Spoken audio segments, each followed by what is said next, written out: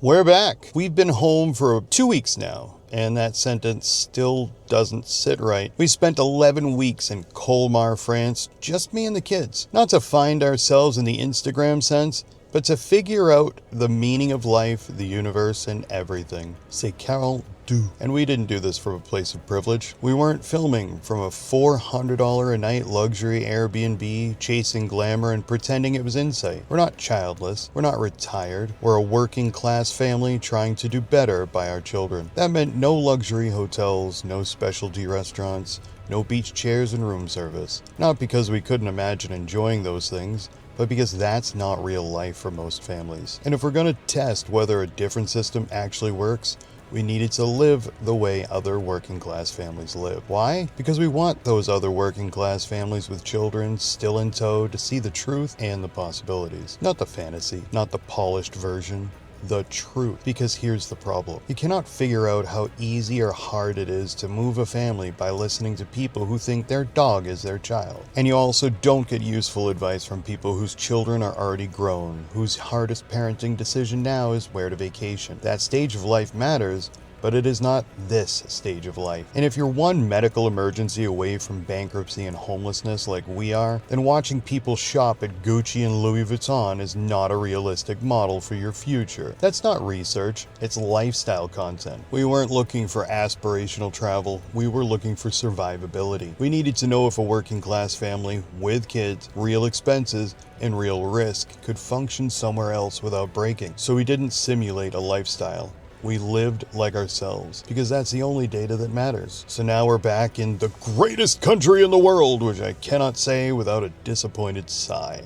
Coming back was rough. I didn't expect it to feel this bad, but it does. Normal life, not tourism. We didn't chase landmarks or museums. We saw the Arc de Triomphe and the Eiffel Tower while dodging a ridiculous number of tourists. Survey says, not worth it. We also visited the Statue of Liberty. She looks angry. Probably all those late-night phone calls from her sister on a New Jersey island in New York Harbor, complaining about the chemical soup in the air from car exhaust in restaurants. Hard to say which is worse. Then we went back to living. We woke up and walked to the bakery, bought bread because it was a block away, still warm, and a great start to the day. Took buses without a strategy, grocery shopped without a car. We weren't seeing France, we were living in Colmar. And to keep this honest, Colmar is comparable to our home city. Similar population, similar regional role, a county or department seat, not a global capital, less tourist-focused than people assume. That matters. We weren't moving from a farm to Paris or from a megacity to the mountains. We were comparing small city to small city, which makes the contrast harder to ignore. There's a quiet revolution in living somewhere that doesn't require planning your day like a military operation. No apps, no backups, no contingency plans.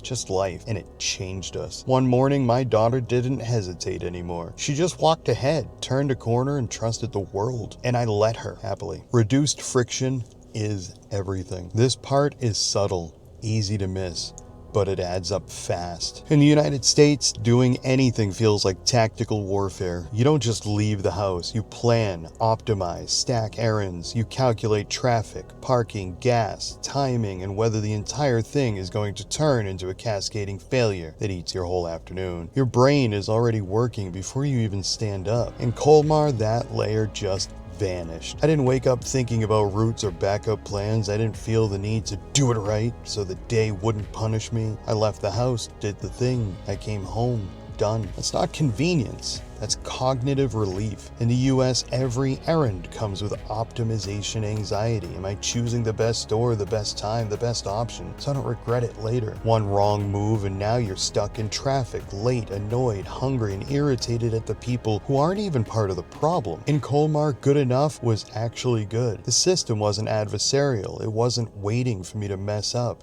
It didn't feel like I was constantly being tested, and errands didn't snowball. Here, one simple task turns into 5. The store doesn't have what you need. The next place is across town. Parking sucks. Now you're late. The mood is shot. The day tilts. There, errands ended where they started. Movement was the biggest shift. Here, going anywhere is a project. Keys, car, traffic, Parking, stress, timing. You feel your body brace before you even pull out of the driveway. In Colmar, movement was just movement. I walked or I took a bus, or I didn't think about it at all. My body didn't go into alert mode because I stepped outside. And even stupid little things showed it. First time Reese opened a bottle of milk in France, he tried to rip the cap off, because that's what you do in the US. It just comes off. But it didn't come off. He stopped, looked at it, and realized it was designed to stay attached, and he said, "That's better." Then we came home. He opened the bottle here and the cap hit the floor. And he just stared at it and said, "What did I do that for?" That's not a joke. That's a kid noticing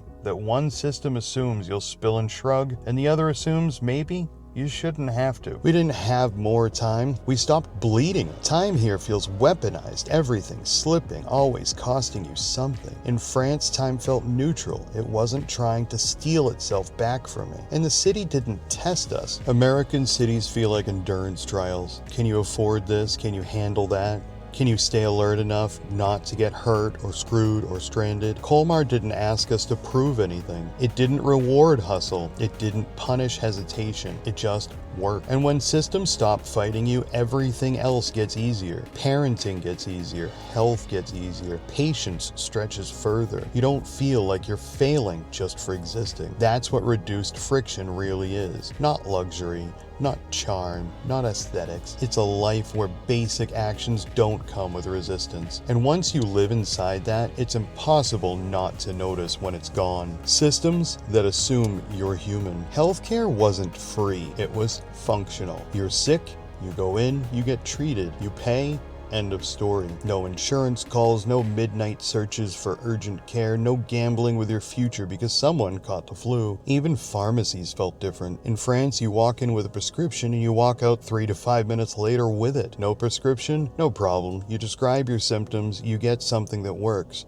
No $1,000 gatekeeping. In the United States, you walk in with a prescription and, if you're lucky, you can come back in an hour. Then you wait in line while a frustrated worker digs through hundreds of crinkled bags before charging you a copay higher than the medication would have cost outright in France. That actually happened. Food was fresh, safe, affordable, and real. Nothing glowing orange, nothing pretending to be strawberry while tasting like wax. Transit didn't feel like punishment. It just worked. A functional kind of small. They were not utopias, they were possible. Colmar worked, trains ran, trash got picked up, streets were safe. Strasbourg, Freiburg, Germany, Basel, Switzerland, Munster, Niedermorschwihr, major destinations to us, sane cities to everyone else. My son said it best, everything felt right-sized, the real revelation. There was no thunderclap, just hundreds of tiny moments shifting our center of gravity. Life does not have to be this hard, and once you know that, you can't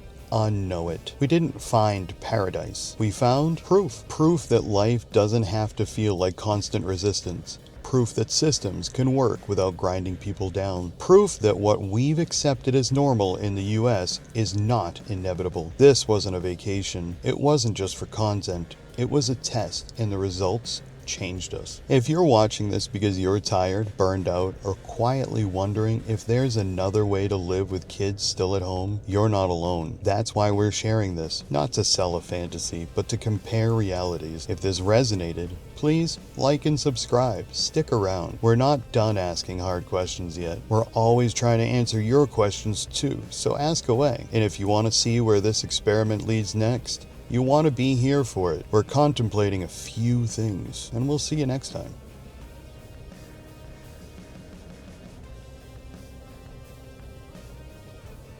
I timed this all right. I got 5 minutes before the kids get out of karate.